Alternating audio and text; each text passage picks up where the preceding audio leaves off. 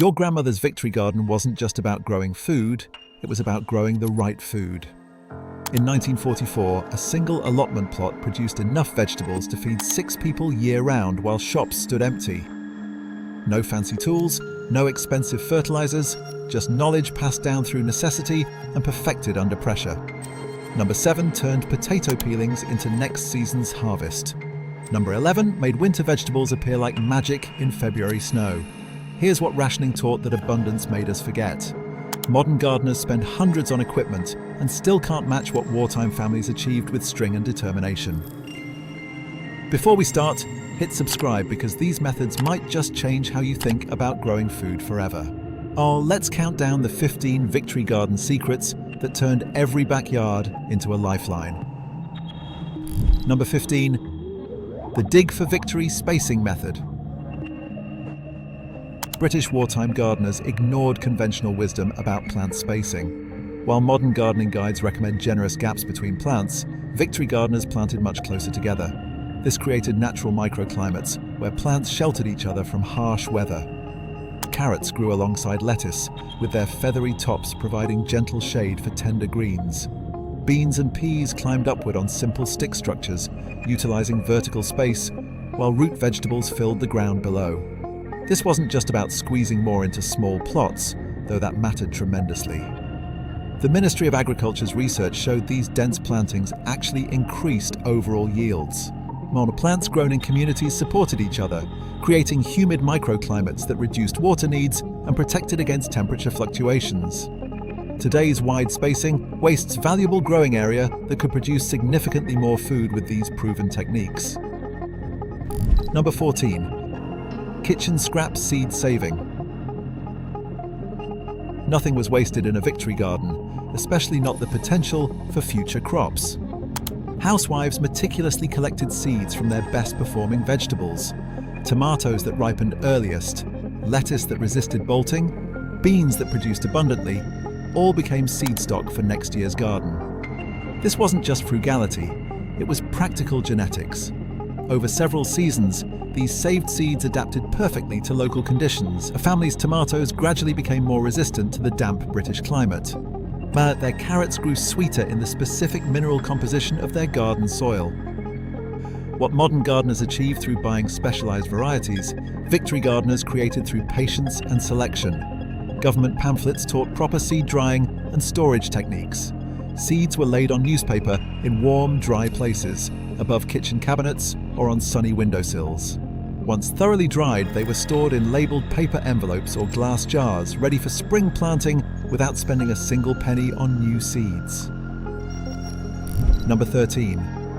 The cold frame window method. When bombs damaged homes during the Blitz, resourceful gardeners salvaged window frames and transformed them into season-extending cold frames. These simple structures, essentially miniature greenhouses, trapped heat and protected plants from frost, and extending the growing season by months on both ends. Positioned at precise angles to capture maximum winter sunlight, these frames allowed spinach, kale, and winter lettuce to grow through December and January. On particularly cold nights, old newspapers provided additional insulation, creating a barrier between tender plants and freezing temperatures without using any fuel or electricity, both strictly rationed commodities. What modern gardeners achieve with expensive polytunnels and electric heating systems, victory gardeners accomplished with salvaged materials and careful positioning. The Ministry of Agriculture even published diagrams showing optimal angles for different latitudes across Britain, turning physics into food security. Number 12. Compost acceleration with urine. Though rarely mentioned in polite conversation today, our urine was a prized resource in victory gardens. Diluted 10-to-1 with water, human urine provided nitrogen-rich fertilizer that dramatically accelerated compost decomposition. Family chamber pots weren't just for nighttime convenience. Their contents became liquid gold for the garden. This natural fertilizer transformed kitchen scraps, fallen leaves, and garden trimmings into rich compost in weeks rather than months. The practice was so effective that government pamphlets included specific instructions for proper collection, dilution, and application. What modern gardeners achieve with expensive commercial compost activators, Victory gardeners accomplished with a resource that cost absolutely nothing. Number 11. Winter forcing in dark cellars. Victory gardeners knew that plant growth didn't need to stop when winter arrived. Our root vegetables like chicory, rhubarb and sea kale could be forced to produce tender new growth even in complete darkness. Established roots were dug in autumn, moved to dark cellars or cupboards under stairs, and covered with soil in boxes. The darkness triggered the plants to send up pale, tender shoots, searching for light. These etiolated vegetables provided fresh produce in January and February when outdoor gardens lay dormant under snow and frost. No electricity, no heat, just an understanding of plant biology and the patience to work with natural processes. Number 10. The Three Sisters Victory version. Adapting Native American growing techniques to the British climate, Victory gardeners created uniquely efficient polycultures. Corn provided support for climbing beans, which fixed nitrogen in the soil, fertilizing the hungry corn and nearby squash. The broad squash leaves created living mulch that suppressed weeds and retained soil moisture. British Victory gardeners added turnips and onions to this traditional trio, maximizing nutrition from limited space. The turnips utilized deeper soil layers than the shallow-rooted onions, while the beans climbed skyward, creating a three-dimensional garden that produced more food per square foot than any modern monoculture approach. Here's where things get clever. The trick so far required no money and no special knowledge. But your grandmother also understood something modern gardeners have forgotten. Soil wasn't just dirt, it was a living system that got better with age, not worse. Every scrap, every peel, every fallen leaf became food for next year's harvest.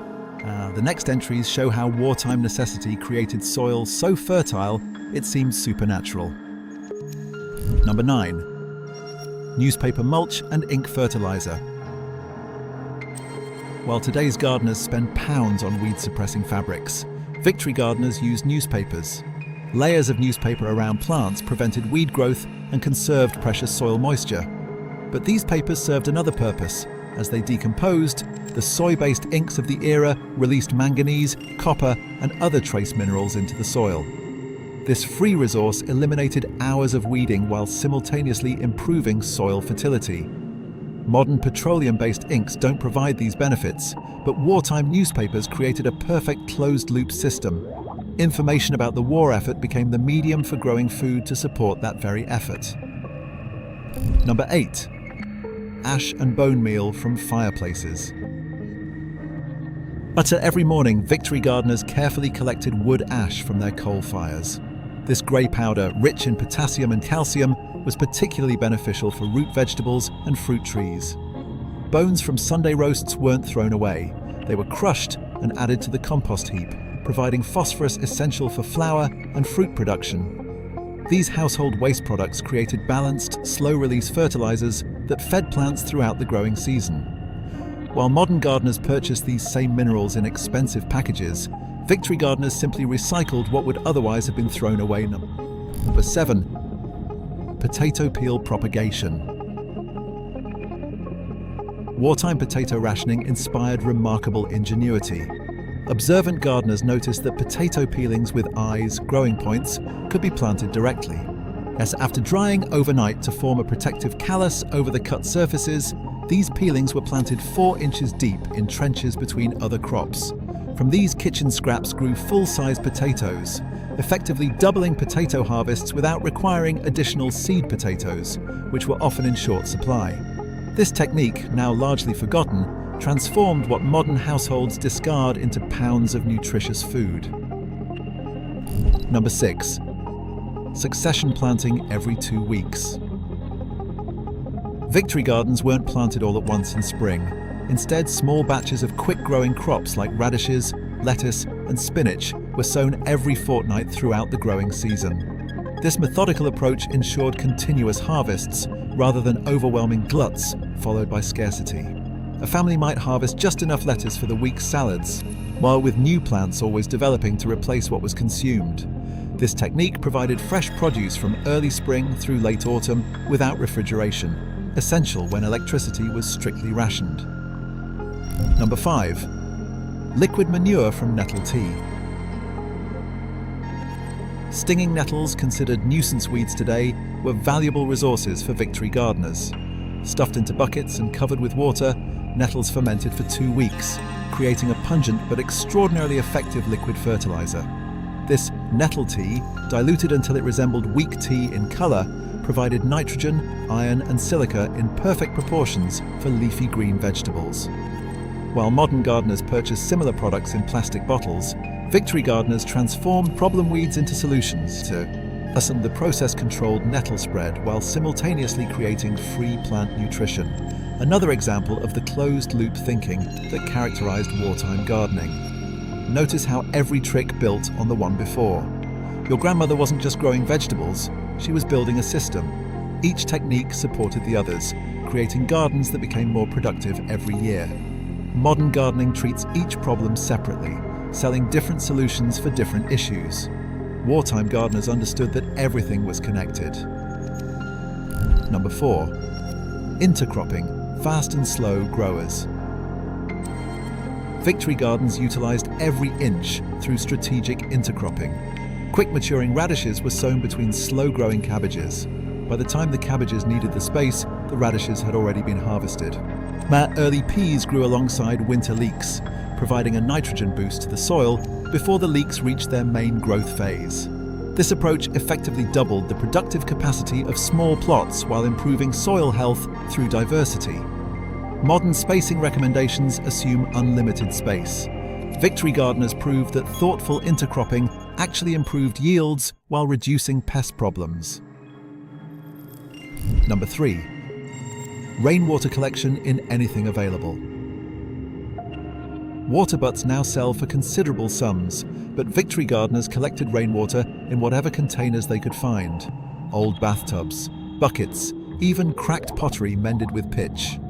Positioned under roof downspouts, these improvised collectors harvested precious rainwater for irrigation during dry spells. This soft water, free from the chlorine and lime in tap water, was ideal for plants. Stored in shaded areas to prevent algae growth, these water reserves helped gardens survive summer droughts without taxing municipal water systems needed for more critical purposes. Number 2. Green manure cover crops. Victory gardeners never left soil bare over winter. Empty beds were immediately sown with fast-growing cover crops like mustard, clover, or rye. These plants prevented erosion, suppressed weeds, and added organic matter when dug in before flowering in spring. Leguminous cover crops like clover fixed atmospheric nitrogen, essentially manufacturing fertilizer directly in the soil. This practice built fertility year after year, creating gardens that became increasingly productive with minimal external inputs, the opposite of today's dependency on purchased amendments. Number 1. The victory garden mindset. Beyond specific techniques, the most powerful aspect of victory gardening was the mindset. Every garden decision was evaluated through a simple lens. Will this feed my family? Ornamental plants were replaced with edibles. Flowers were chosen for dual purposes. Calendula for pest control, that could also be used as saffron substitute. Nasturtiums for colorful, peppery salads. This pragmatic approach didn't make gardens less beautiful, it made them meaningfully beautiful. A well-tended victory garden represented both survival and resistance. It proved that ordinary people could take control of their food supply even under extraordinary circumstances. Here's my challenge for you. Pick 3 of these techniques and try them this growing season. The newspaper mulch costs nothing and works immediately. Now, the succession planting takes 5 minutes every 2 weeks. The kitchen scrap saving starts today with your potato peelings. Just 3. Then come back and tell me if your garden feels different. Tell me if your grandmother was onto something the gardening industry has convinced us we don't need. Because these weren't just gardening tricks, they were survival skills. The modern gardening industry spent decades convincing us we needed more products, more space, more expertise. Your grandmother fed a family during the worst food shortage in British history, using nothing but determination and soil. She knew something we forgot, that abundance comes not from buying more, but from wasting less. Share which 3 techniques you're going to try in the comments. I want to know if the nettle tea gets more love than the potato peel planting. Also, I want to see if anyone else's grandmother had a victory garden that smelled of compost and possibility, because these methods didn't disappear by accident. They were replaced by solutions that needed selling.